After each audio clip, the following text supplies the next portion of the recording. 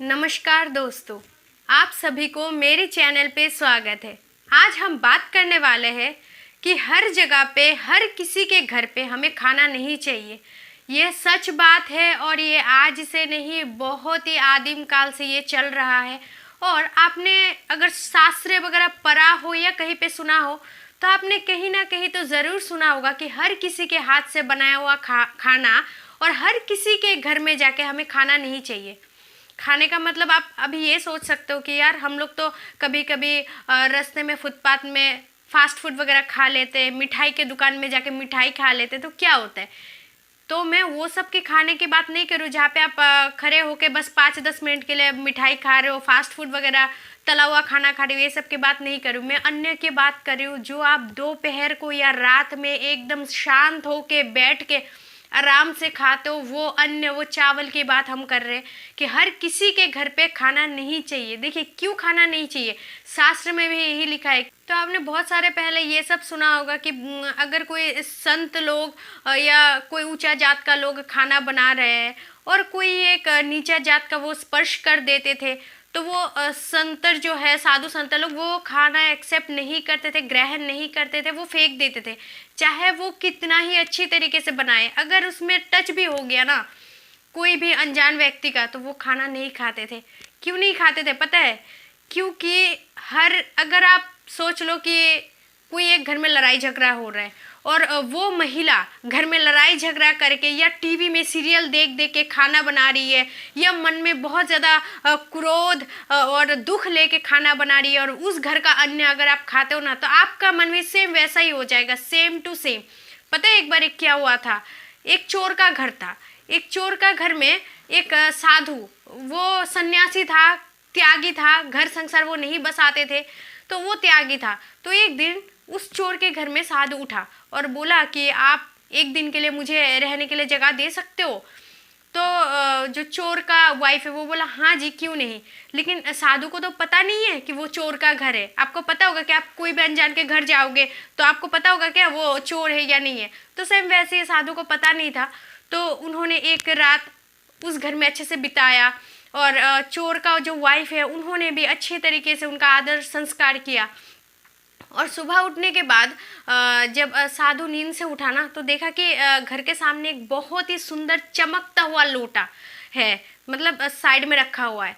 तो साधु को वो देख के ना लालच आ गया मन में कि वाह कितना ज़्यादा चमकदार लोटा है। तो वो वहाँ से लोटा को उठा के दुम दगा के भाग गया। तो काफ़ी दूर भागता रहा। फिर अचानक से उनके मन में ये याद आया कि अरे यार मैं तो संसार त्यागी हूँ ना, मेरे घर है ना संसार है, कुछ भी नहीं है, मैं त्यागी हूँ। तो मैं एक ऐसा लोटे के लिए मैं क्यों भाग रहा हूँ। तो फिर से वो बैक आया दौड़ दौड़ के उस चोर के घर आके बोला माँ तुमने जो मुझे कल अन्न खिलाए थे वो कहाँ से लाए थे, प्लीज़ सच बताइए मुझे। तो वो जो चोर का वाइफ था उन्होंने बोलने लगा कि माफ़ करें आपसे क्या छुपाए हम, एक्चुअली मेरा हस्बैंड चोर है तो चोरी करके वो खाना लाए थे, तो माफ़ कर देते। यही होता है जहाँ पे जिस तरीके का अन्न बनता है ना, अगर वो आप खाओगे तो सेम प्रभाव आप में भी आ जाएगा। चाहे आप कितना भी अच्छा क्यों ना हो, शांत स्वभाव का क्यों ना हो, क्रोधी ना ही हो, आप जिस घर में लड़ाई झगड़ा हो रहा है और जो व्यक्ति, जो महिला हो पुरुष हो, क्रोध मन में और टेंशन और बहुत सारा लड़ाई झगड़ा मन में लेके कुकिंग कर रहा है, खाना बना रहा है, और वो खाना अगर आप खाओगे ना तो आपका मन भी सेम टू सेम वैसा हो जाएगा। ट्रस्ट में, ये मैं नहीं बता रही हूँ, ये आपका शास्त्र बता रहा है। आप पहले ज़माने में बहुत सुने होंगे या शास्त्र में ये पढ़े होंगे।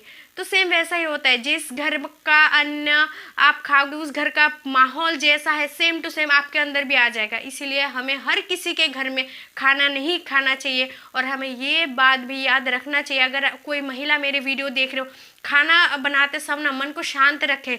कौन मेरे साथ लड़ाई किया, कौन मेरे को गाली गलौज किया, मन में अशांति टेंशन रख के अगर आप खाना बनाओगे ना तो ये खाना, ये अन्न आपके परिवार में जितना भी बच्चा है, बड़ा है, जितना भी सदस्य है, सबके अंदर ये सब इफेक्ट डालेगा और उनके मन में भी टेंशन, बेचैनी, अंदर ही अंदर परेशानी आता रहेगा।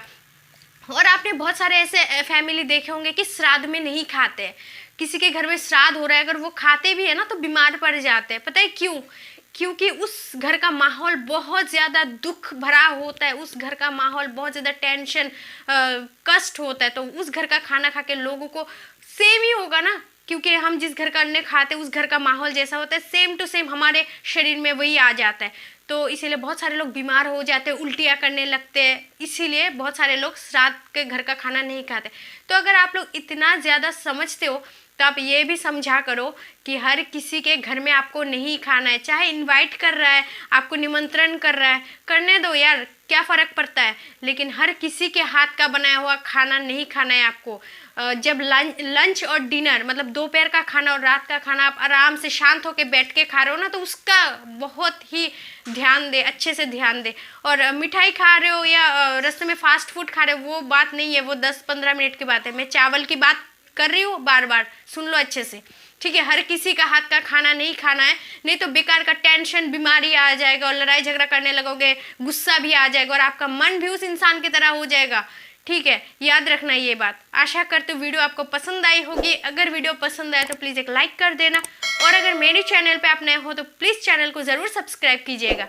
खुश रहे, अपना ध्यान रखें। Thanks for watching. जय श्री कृष्ण।